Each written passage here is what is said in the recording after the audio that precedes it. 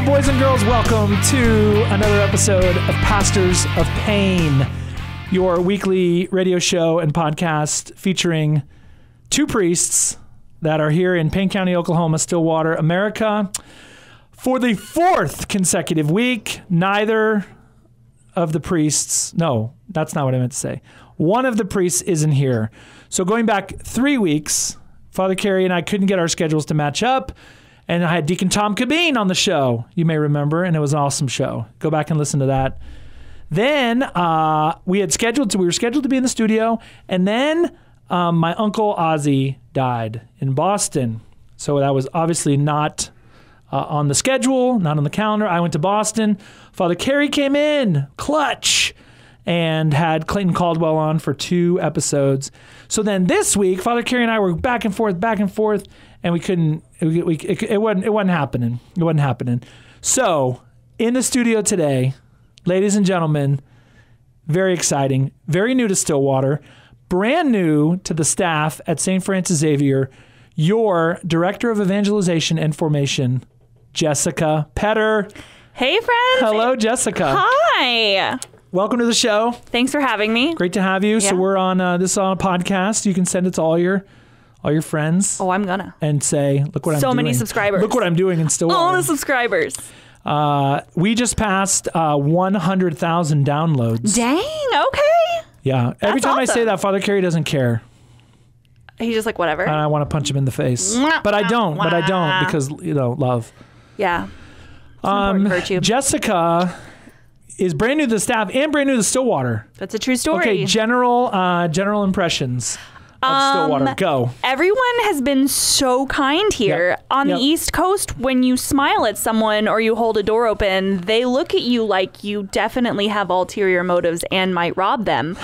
Around here, people are like, oh my gosh, hi, you're new and shiny. If we're going to rob you, we're going to be nice about it. Yeah. So big difference from East Coast culture here. So everyone's just been so welcoming. It's just kind of blown my mind a little bit. Love it. What's your favorite thing so far? I mean, I know you haven't totally explored. My favorite thing so far is the people. It's the people. It's the people. And our church and our parish. Yeah. I did get to go out to lunch with some staff members. There we go. That's been a really good Where'd day. you go to lunch? McAllister's. Oh, okay. But I got to go to Cafe 33, and I liked. Oh, in Perkins. I liked that place. Yeah. That place was delish. Perkins is happening. Yeah. Perkins is happening. The hippest spot in town. That's good country cooking at the Cafe 33. It was delish. We are not being paid. We are not. These are honest reviews. Okay, Jessica, you moved here from West Virginia. Yeah. What were you doing? What were you doing there? So I was working in West Virginia as the Assistant Director of Evangelization and Catechesis for the Diocese of Wheeling-Charleston. Which is the whole state. The whole state, wow. The whole thing. Dual diocese, one bish. Cool. And I worked predominantly in youth and young adult ministries. Nice. So that's what I did there. So you did that for a little bit. And before that, you were in where? Before that, I also did youth ministry at St. Stephen's Catholic Church in Bentonville, Arkansas. I was their Life Teen Youth Director for 5+ years. Bentonville's hip.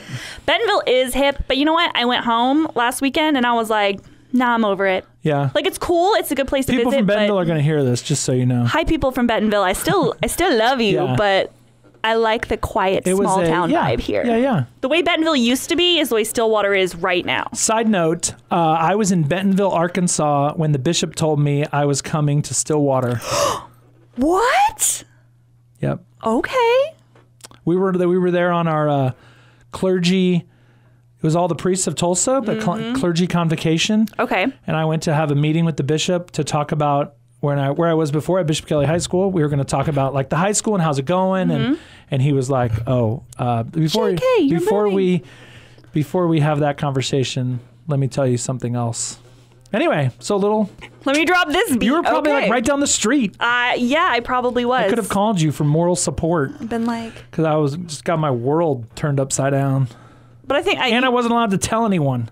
That's the way it goes. How long were you kept in secrecy? 2 months. Woo, that's rough. I could tell my spiritual director, my priest group, and my parents. Okay. Because you got to let your mom know what's up. That's real. That's when real I call life. my mom and I'm like crying, she's like, "What are you doing?" I'm like, "Oh." My whole world got flipped upside down. Just so everybody knows, I wasn't crying because I was coming to Stillwater.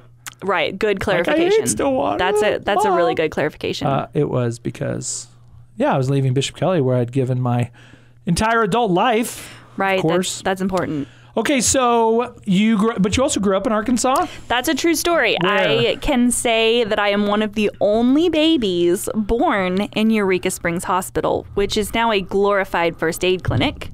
You can't get a lot done there if you have why were you one of the only babies born there? Because they built a new hospital at the county, and so all the babies had to go be born over there. Oh. But my doctor that was there when I was born was my doctor until he retired 2 years ago. Wow.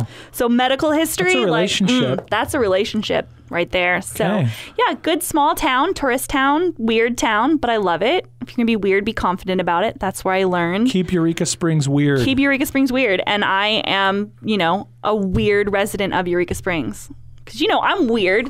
You would agree, right? I don't know. We've only worked together for like 3 weeks. He's lying. He thinks I'm weird. But I think I'm weird and it's awesome. Yeah, being weird is okay. Yeah, I love it. If you be weird, Jesus be confident was weird. about it. And I am so confident about my weirdness. Okay, and you have always been a Catholic?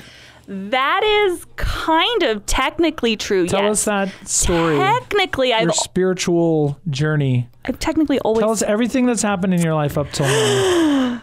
We don't have that So long. you were baptized as a baby? Was baptized as a baby But? July 2nd, 1990. Whose feast day is that? I don't know. July 2nd. Keep talking. But I do know it's July 2nd, 1990, because the Pope said you should know the date of your baptism. Yep. It's the second most important day of the year for you. So, yeah, born in Eureka Springs, baptized in Eureka Springs at St. Elizabeth's Catholic Church. Is that church still there? Still yes. Going? Oh, All right. yes. Altar served there with Father Fanrack for years, who's in Harrison, last I heard, and did all of the fun things. First Holy Communion had... It's nobody's feast day, July 2nd. July 2nd. Just so you know. Okay, that could be somebody's. It could be mine. Sorry. Yeah, when you become a saint. Ooh, working on it. So did all of that. First Holy Communion was 5 kids. Oh, so really big class. A smaller parish. Didn't even offer the sacrament of confirmation. And so along about 7th grade, the other Catholic kids and I would get together. Don Barry, God rest his soul, R.I.P. Don. R.I.P. Don was our catechist, and we would get together and plot how we were going to ruin his Sunday lesson every single week. Wow. Because we were terrible little troll children. That was mean. Yeah, we really didn't want to be there. Yeah. Yeah. So eventually... So why not make it, a terrible experience also for the volunteer? Yeah, just ruin it. Who's giving up his Sunday away from his family to help for every kid that has asked me for love in the most unlovable way, I'm like, Don Barry, this is for you. Pray for us. Yeah. Amen. Pray for us. So got to stop going to CCD classes. They weren't going to offer confirmation anyway. So my mom was like, cool, we're going to peace out. And we peaced out for a while. Yeah. I went and found some worldly things. So like in high school? No way, dude. I was so weird in high school. You never... You don't even know. They called me Little Miss Manson because I was goth, queen of the universe. Before having pink hair was cool, I had pink hair. Why didn't this come up in your interview with us? You didn't ask me for my witness. I didn't. You did not. So I was goth, queen of the universe. They called me Little Miss Manson. And, it was a hard, trying time in high school, as it is for most children. The principal wouldn't do anything about it, so I got my GED and pieced out of high school at 16. Really? True story. I'm seriously learning all this right now. Went on tour with a band, made some really bad lifestyle choices, and my whole world came to a screeching halt after one of my best friends died in a car accident. Holy cow. You were how old when that happened? I was 20. When that happened, and so you were not in college. Not in college, no, just out in the school of life. He lived in Los Angeles, so I just of rock. Just go hang out on his couch and in LA. In LA. Wow. Yeah, have a blast. His name was David. Okay. Very good friend of mine, and he died with his identical twin brother in the car. Oh my gosh. Yeah. And I totally didn't believe, had no faith of any kind at that point in my life. But I felt like David was so good that I wanted to be wherever he would end up. Yeah. And so I kind of started amending my life a little bit. And it was during the time that The Shack was really popular. Do you remember that Protestant book? I remember The Shack, yeah. Yeah. So my aunt gave it to me to read, and I was like, I'm not reading this Jesus book. I liked The Shack. I did too. Yeah. I thought it was really good.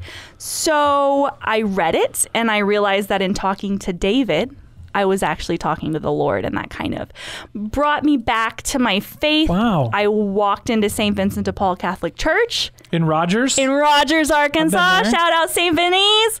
And I met a delightful young lady who took me back to the Adoration Chapel and said, don't you come out until you've heard from Jesus. And I didn't.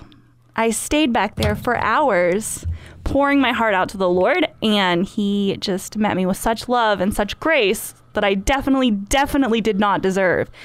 Came back into the church, made my first confession with a priest in like 10 Probably years. Since I was a small person. Yeah. So did that. That day? Like you went to confession that day? No, I think confession was later. I went to Mass a couple times and was like, am I sure I really want to? Putting your toe back in the water. Yeah, real slowly. Got put on stewardship team there. It was my job to call new parishioners and see if they had any needs as a new parishioner myself. They thought I could help with that. Yep. Got involved in youth ministry. On a retreat, God said, this is what I want you to do with your life, Jessica. And I was like, really? Okay. So I rolled to college, went to Franciscan University, and became a youth minister. And here we are today. Dang. So you were how old when you went to college? At what age? I started college, I was 21. I was 21. Okay. 22. Tell us about Franciscan University of Steubenville, Ohio. Oh, it's a good place. I think at least in the Catholic world, a lot of people have like heard of it. Maybe because they put on the big summer youth conferences, etc. They do call it Catholic Disneyland. Why did you go there? I wasn't going to. I was meeting with a youth minister friend of mine, and I was just heck bent on going. I've been there and I liked it, by the way. Just good. Side note. I'm glad. Side note. I liked it too. I was there for like 24 hours once, like 3 years ago. I was gonna go to Notre Dame. I was heck bent on it. Like I went to Notre Dame. I know. I figured you'd love that. Wow. I wanted to go there. My friend was like, why don't you go to Steubenville? I'm like the conferences? He's like, no, it's an actual place. Like, it's a university. Why don't you go there on your way to South Bend? And so the way it worked out, I went to Steubenville first. Never went to South Bend. Oh, really? You were enamored? No to Notre Dame. I remember I called some friends and said, I don't need a burning bush. This is where the Lord wants me. Which, guys, to be clear, that almost never happens in life. Wow. It was just one of those moments that I was very, very clear that this is where the Lord wanted me. And do you know what the final sign was? They didn't require math for theology majors. I was told there would be no math. Oh, okay. That's a joke. Yeah. You don't want me to balance the books. You went to, so you go to Steubenville. True. You majored in theology. Catholic theology. There's not technically a catechetics minor, but I'm 2 credits or 2 classes away from a major. So what is catechetics? Catechetics for the listener. Catechetics is how to teach the faith to other people. To catechize. To catechize, to be but catechetical. To be effective in your teaching method. So it was more the method of teaching the faith than the faith itself, but I got all the faith itself and the theology. So I got the faith, how to teach the faith, and then I had a youth ministry concentration, which was how to teach the faith to young people. Oh, nice. So got it all right there at Franciscan University. And then, so you graduated and then went right to the youth ministry job? Yeah, I graduated in December of 2015, and 2 days after Easter 2016, I was at St. Stephen accepting a job. Wow. Boom, fast. And then you did that for 5 years? 5+ years, okay. Yeah. Yeah, it's good times. Wow. Okay, then how did Stillwater come about? I have been All hearing roads lead to Stillwater. About this magical place, just so you know. Stillwater, for some time. Friends here, couple in my youth group. It's really weird when teens from your youth group get married and then they have a baby. Yeah. Like that's very... Yeah, I'm there. I've been a priest 15 years. I'm there. It's a little unsettling. So I've got friends that want to... He's from Oklahoma, so they want to move back. They got married at the cathedral. They want to move to Stillwater? I don't know. It's Stillwater. They want to move to Oklahoma. So we're looking for a communications director. Hey, Bessie and Carl, you hear that? We're talking about you. Just really have... Are you giving shout outs to your friends on my show? No, I would never do that. I'm talking about them. Who do you think you are, Father Carey? Okay, go ahead. I'm not that cool. Yeah, trust me. You're not missing much. So actually, I got to do some consultation work with your parish, St. Francis Xavier, over the years in fields that I know some things about. And then... so we just kind of formed this little like business friendship, and you called me you were very clear when you called me and you said, I am not offering you a job. This is not a job offer. Actual words out of his mouth. And I said, okay. Which I said because I did. Well, one, I try to be, transparent. Yeah. But it wasn't, I didn't want there to be like, I don't like guilting people into stuff. Right. People always say like, no, Father, you should ask, because they'll definitely say yes because they can't say no to a priest, or and I'm just like, okay, that makes me want to ask them less. I can definitely say no to a priest. I don't want to. Yeah. For the record. I didn't want to call you and be like, Jessica, we really need you. No, I was like, okay, so he's just doing some more consultation work. He's calling to pick my brain. Yeah. And I loved the things that you were talking about, and I let you know that I wasn't super happy in West Virginia. Yeah. And through miracles of the Lord, I am here 3 months later. So give us, like, for people who maybe, what did we have? Okay, O'Brien, speak English. Here we go. What did you like about what we were doing? Which you're now a part of. I'm now part of the team. What was the... I really like the efforts that you're making in evangelization through your parish. Simply, look, we're doing a podcast right now. What a great method of evangelization. But that your parish is... Your parish. My parish. Our parish. Our parish. Our parish.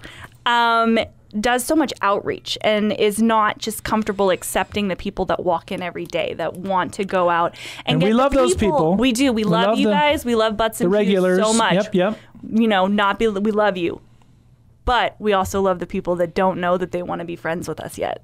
We got to go get them. There's so many people. Got to invite them in. And so that was something that spoke really strongly to my heart, because God has asked me to lead people to Christ with my life, not as a priest, because your job... Yeah, You're really, really dedicated. There's a job for priests. Yeah. And not as a religious sister, but as a lay person to lead people to Christ. And that's just my joy and my passion. And I saw that going on in your parish and was like, this is somewhere I want to be. Yeah. And so that's what brought me to Stillwater and Our Lady, because she kicked down every door to make it happen. Tell us about the Blessed Virgin Mary and her role, Mom, in your life. She's so good. I think especially maybe we have listeners who don't share our Catholic faith, and so not that I rarely run into people who like have a problem with Mary. I think a lot of people think like, wow, you Catholics sure do talk about Mary a lot. Yeah, they think we worship Mary. Yeah. And I love when they say, oh, you Catholics worship Mary. I love to be like, well, we don't. And here's the reason why. God needed the yes of one person in all of salvation history. One person needed someone to say yes once. We just choose to need her also. Yeah. Oh, nice. So it's very simple. We're following what the Lord God himself did. And so Mary's a great role model for us. And I did a Marian consecration a couple of years ago. My feast day is Immaculate Conception, my consecration December 8th? December 8th. Boom. And that changed my life. I really didn't think it would. I thought it was just kind of like a kitschy thing that people do doing consecrations. And what does that mean? So a consecration is where you give your life, your good works, your bad works to Our Lady, and you entrust them to her to give to others who need them more than you do at this moment in time. Yep. Catholic Church has disciplinary indulgences. I don't get to keep any of them for myself. I have offered them to Our Lady that she can give them to someone who needs them more than I do, so that when it's my turn, she will remember me. But one of my favorite lines from the consecration was, Mary gives special crosses to all her favorite children. And there have been many times I've been, sitting in a corner going, wow, I must be Mary's favorite. Yeah. And so for that, Mother Teresa says, if there's suffering, it's that God trusts you. Yes. And then people always add, I wish he didn't trust me so much. Yeah, I can relate to that. Yeah. I definitely can relate to that. But Our Lady has been just a huge part of my life and a huge part of really getting me to Stillwater. During the pandemic, I did Undoer of Knots Novena with my core team, and she kept saying, prepare your heart for a new adventure. And I was like, to where? Walmart? I don't want a new adventure. Everything's shut down. Where am I going to go? She moves me almost a year to the day later to West Virginia, and almost 6 months later to the day to Oklahoma. Stillwater. And this is my home. So where will you be going here? When will you be leaving? In 6 months? Nope. This is my home. We're staying put. I promised my cat that we would not move anymore. Oh. So, that's a serious promise. You can't break the promise to the cat. No, I can't. Raylo, oh gosh. Okay, so then we had Jessica and I were meeting. It was last week or 2 weeks ago, and my question to Jessica was, all right, you're here. So besides, meeting people, which you're doing, every day, it seems there's new people in the office. You're around on Sundays, meeting people. You've said, you're kind of in observing mode, just trying to get a feel for. So if you see me, come say hi to me. Yeah. I want to talk to you. So a feel of what we're doing as a parish to get, to say, okay, here's what, and I've said this, we had another new employee, Deacon Randy Hearn, who's our new business manager. And I've said to him and said to Jessica too, we're not wedded to anything. There are, you both bring certain expertise to the parish that we can do better. And so, after maybe a period of observation, what is that? What's going well? What's not? What do we think, we think is going well and, isn't or isn't bearing fruit and so I said to Jessica, what do you want to do first? And then we made a pretty good plan, which you'll hear, which the people of Payne County will hear more about in the weeks ahead of what to do in December. Yeah. So tell us about December and January at St. Francis Xavier. Obviously, there's Christmas. Right. This is not Christmas related. No, this is not Christmas related, but it goes with a very important person to the Christmas narrative. Her name is Mary. Her name is Mary. All right, so give us the rundown. No Mary, no Jesus. Of Christmas. So we are going to do a speaker series on Our Lady, kind of breaking through some of the barriers that people have with Our Lady. Of course, would welcome our Protestant brothers and sisters to come and hear anybody can come. Some of these things that the Catholic Church believes and professes to be true. To invite people to walk in an intentional way with Mary and to see her as the intercessor that she is, that she leads everyone back to her son, and that no one could possibly love Mary more than Jesus. So we're going to do a speaker series, and then we're going to wrap it up in the coolest possible way, a Marian consecration. Okay. Yeah. So I think this will be new for a lot of people, and maybe as we get closer, we can revisit that subject of, and you did a good explanation of what that is, why someone would do that, why, so many of the greatest saints in our tradition, that was a major part of their either spiritual kind of renewal, the start of their spiritual life, or, they're in the maturity of their spiritual life. Great for any entry point in the faith. Yeah. So it can be, kids can do it. Kids can do it. Teenagers can do it. Absolutely. Older people, parents, moms, everybody, all the moms, people. dads. Yeah. Yep.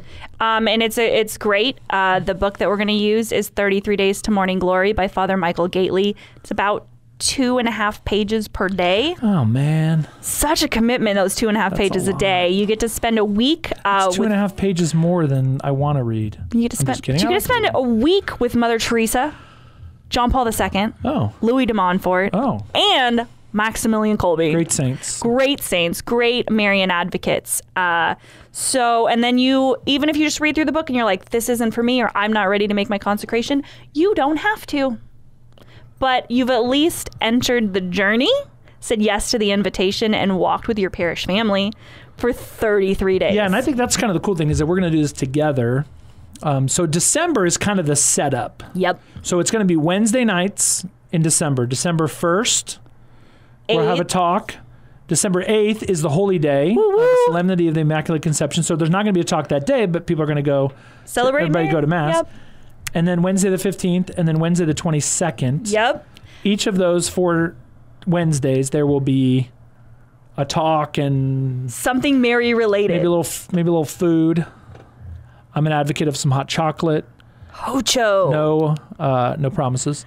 And then in the month of January, or kind of starting December 31st. 31st, because we really good New Year's resolution. We're going to finish February 2nd. February 2nd, which is the Feast of the Presentation. Yep. When Mary and Joseph brought Jesus to the temple. Yay! As outlined in the scriptures. Yes. Okay. So that's 33 days, December 31st to February 2nd. Nice. And then we'll have a special Mass for those who would like to make I their need to put that on Marian consecration. Put that on the old. And we will get you time details later. So anyway, so be looking out for that. Yeah, it's going to be awesome. We need a cool name for it. Okay. If you have any suggestions, please send us those. We're always looking for cool. Okay, that's very, very interesting. I'm very excited. I mean, I'm super excited. So I hope a lot of people will participate. Yeah, me too. Okay, then. So your title at the parish is Director of Evangelization and Formation. What does that mean? Like, what do you do? What do you do all day? I know you've only been here 3 weeks. 3 weeks. What do you do? I see my title as, if I had a choice, I would have put formation. I'm not changing my title. I would put. I like evangelization. I like formation. I would put formation in big bold letters. Oh, you can. Right? So you can run out and you can evangelize people, and that's good. You want to give the good news of Jesus Christ, but I see the heart of my title, of my position, walking with the people of God. Yep. And working with them where they are, right in their mess, just like Jesus did. Yep. It's not the expectation of, well, you have this potential to be this great, amazing thing. Why don't you just clean up your act and follow Jesus? What's wrong with you? That's not something that we're pitching here in the Catholic Church. We want to meet people where they are and lead them to Jesus from that place, which fits really well with the mission statement, Encounter, Grow, Go. So we want to get them in. We want them to meet the Lord face to face, walk with them in their faith journey, and then send them out in mission, just like Jesus did with the apostles. Wow. Encounter, Grow, Go. So no pressure or anything. Yeah, it's a lot. Yeah. It's a lot to do. But I'm so excited because people come from every possible aspect. So, sure. You know. So we have people in our parish. Yeah, we have people who are, they've been Catholic their whole life. They're super dedicated. They've never wavered. I would say that's not most.